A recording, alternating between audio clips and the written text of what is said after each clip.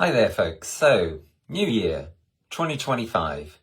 When I hear the word 2025, I must say one of the things that comes to my mind is what we did back in Extinction Rebellion in 2019, which was to make a real conversation changer, a real game changer in relation to the climate and ecology space by saying, look, it's time to tell the truth about how serious the climate crisis is, and we need to act now to go carbon net zero by 2025. We are quite a long way away from that objective, are we not? It's extraordinary that we're now actually here.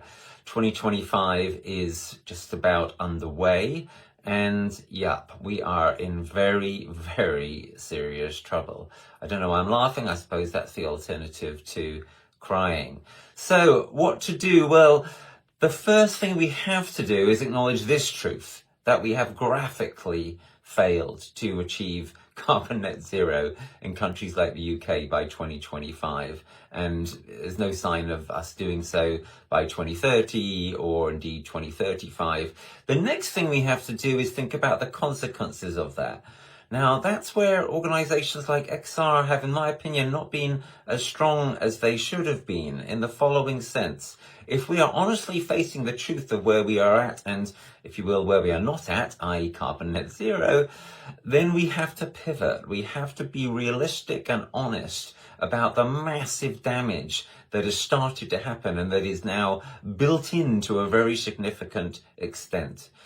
And that's what we in the Climate Majority Project are seeking to do in 2025. We are pivoting hard to climate adaptation through our campaign, Strategic Adaptation for Emergency Resilience. It abbreviates conveniently to SAFER. That is what we need to become. We need to become safer. And the way we get to do that is by, in an intelligent fashion, adapting and building resilience. I say in an intelligent fashion. We need to adapt strategically, transformatively, also deeply. We need to be really responding to the severity of the crisis, and we need to be looking upstream to how we cope with it. So an example of that would be, if you're looking at flooding, then don't just look at hard flood defences.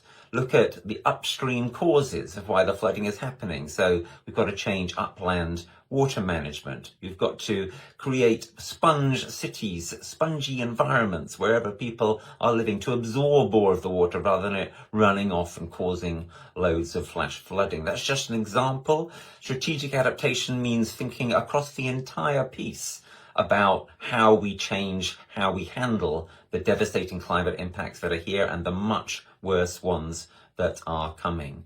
So, my New Year's message for 2025, let's be honest about how truly dire the situation is as measured by our enormous distance from carbon net zero as we go into this new year.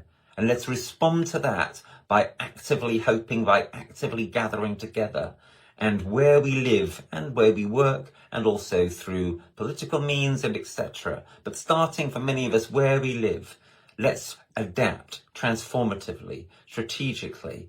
And the beauty of this is, when we adapt in these ways, when we start to actually move to reduce the impact of climate impacts upon us, it's the best possible wake-up call for ourselves and everybody else.